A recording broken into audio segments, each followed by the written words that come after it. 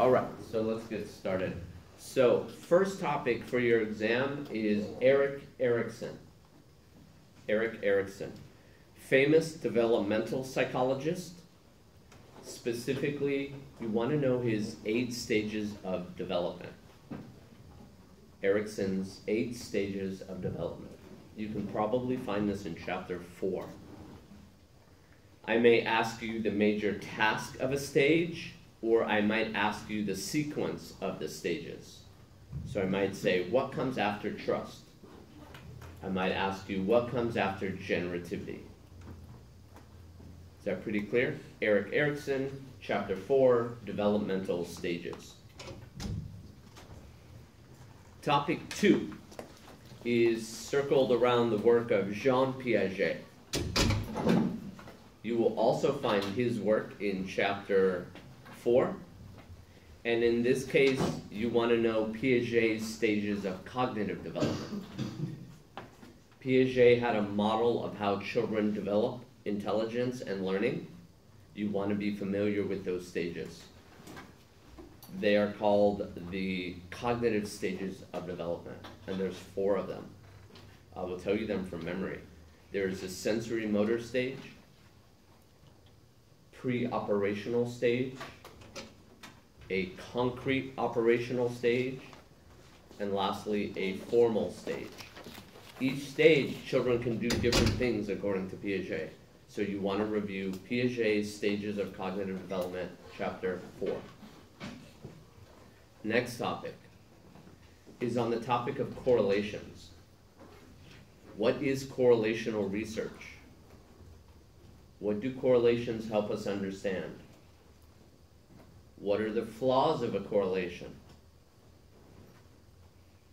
And what is a positive correlation and what is a negative correlation? So what is a positive correlation? What is a negative correlation?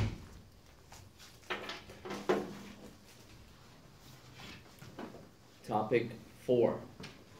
Topic 4 comes to us from our natural selection conversation. This is our evolutionary psychology conversation from chapter 2.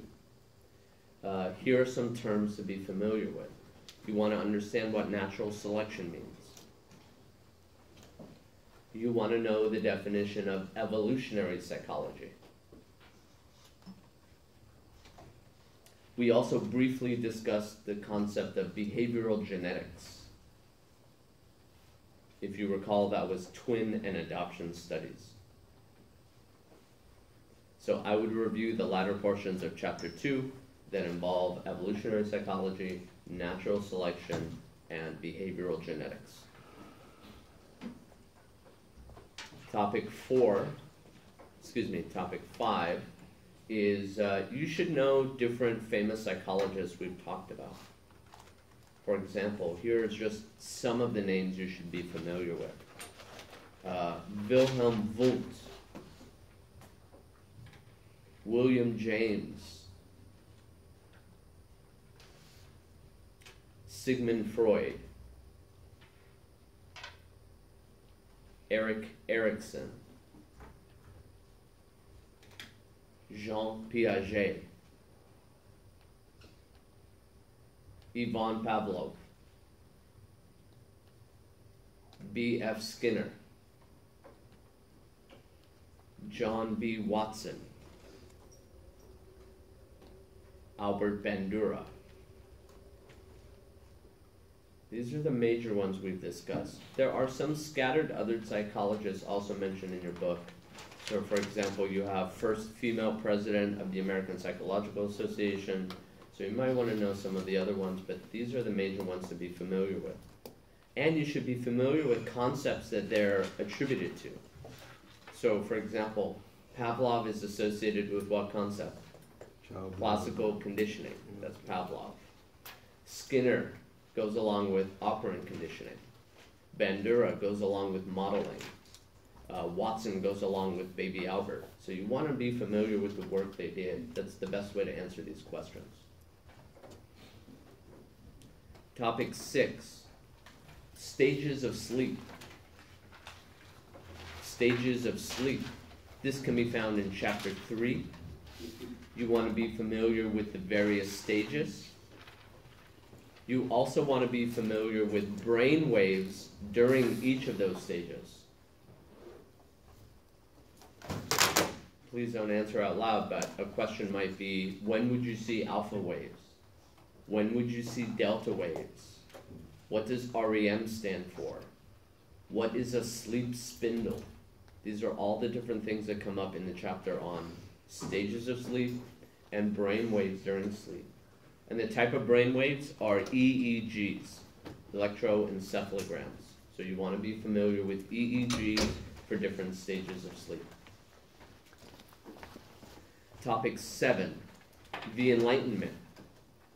In class we had a robust conversation about some major Enlightenment figures, Galileo, John Locke, Sir Francis Bacon, just to name a few.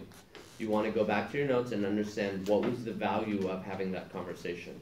Why in a psychology class would we spend 20-30 minutes reviewing the Enlightenment people? You should also know who belongs on the list of Enlightenment figures and who would belong on a list of psychological figures. These are not necessarily the same people. Topic 8. You should be familiar with, again, various psychologists. So here's a question about a particular psychologist and what was important to this psychologist. I can't tell you the name. Topic 9, similar. A question about a famous psychologist, what they would hold to be true. So you want to know what the various psychologists we've talked about, what their belief is in psychology. I think this causes that. I think this causes this. So you want to be familiar with those arguments. Topic 10. Knowing the difference between the nervous system and the endocrine system. So we didn't spend too much class time on this subject, but you should be familiar with it. You have a nervous system that involves nerves, neurons, neurotransmitters. You have an endocrine system that involves glands, hormones, bloodstream. So you want to compare and contrast those two. I will ask you a question to see if you understand the differences. Topic 11, types of research. I may ask you about a naturalistic observation.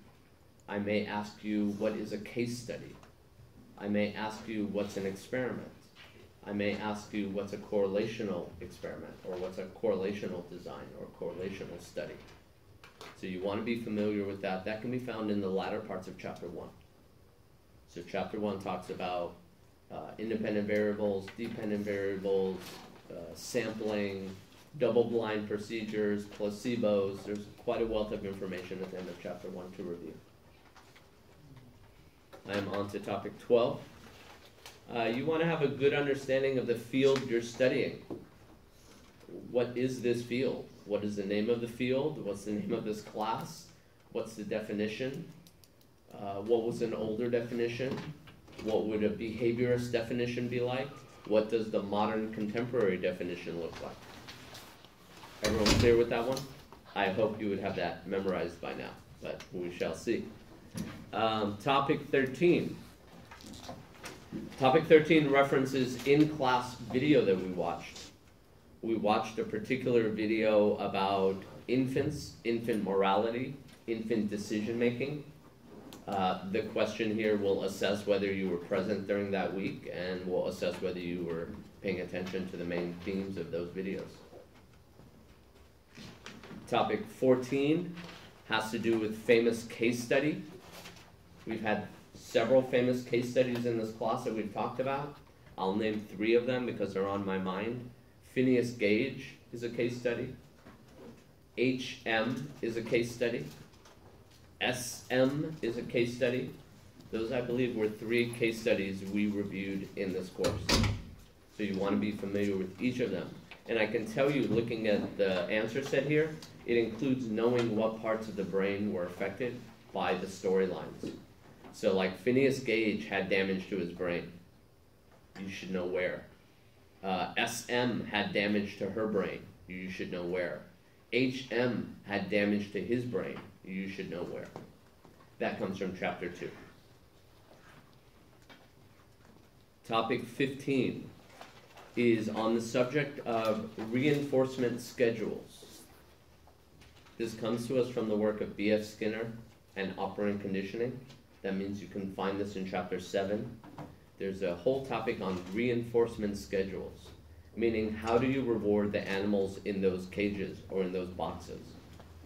So if you recall, Skinner had pigeons and rats in these boxes, what are called Skinner boxes or operant chambers, and he learned that if you reward them for pecking in different ways, you can change their behavior. He called this schedules of reinforcement. You're going to want to review it for the exam. Topic 16 is an enlightenment question. So you want to be familiar with enlightenment people, figures that we talked about in class. I believe we discussed 5 of them. And you want to know who does not belong in the group of enlightenment figures. So knowing the difference between a contemporary psychologist and an early enlightenment figure is important. You don't want to make those mistakes. Topic 17 is on brain anatomy. What I will do is give you hypothetical damage to a part of the brain. You should predict what would be the consequence. For example, David was struck in the head, he had damage in his blank. What would you expect to be the behavioral consequence of that? Does that make sense to you? Knowing the different parts of the brain will help you predict what problems would occur. So if someone's damaged their medulla, what might go wrong?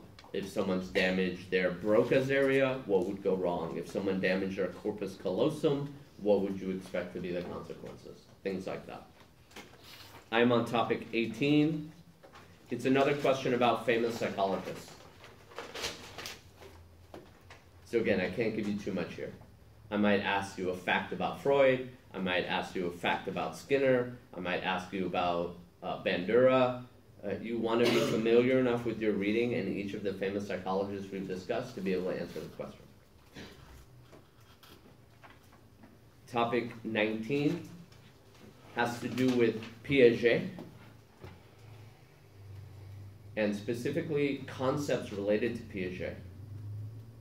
There's a lot of key terms in Piaget's work. So things like object permanence, conservation, egocentrism.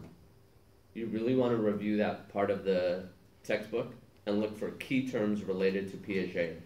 Schemas, accommodation, assimilation. There's probably about 7 or 8 key terms related to Piaget. You want to be familiar with them so that when I ask you, you'll do okay. Topic 20. Topic 20 is on substances. This comes to us from chapter 3. I describe a person intoxicated on some substance. You have to either tell me the symptoms or tell me the substance. Make sense to you? So I may say, John, his eyes are dilated, he's speaking rapidly, he hasn't slept in a day. What is the likely substance? Got it? So you want to connect substance with behavioral changes. Topic 20 is on the concept of selective attention. If you remember from our lecture, this has several subtypes. You have selective attention, you therefore have selective inattention. You have change blindness. So I would review that whole section on selective attention, your ability to focus and your ability to lose things in your consciousness. This comes to us also from chapter 3. 22, another Erikson question.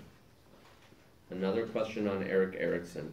Again, knowing his stages, knowing what he's about would help you get now 2 points on this midterm.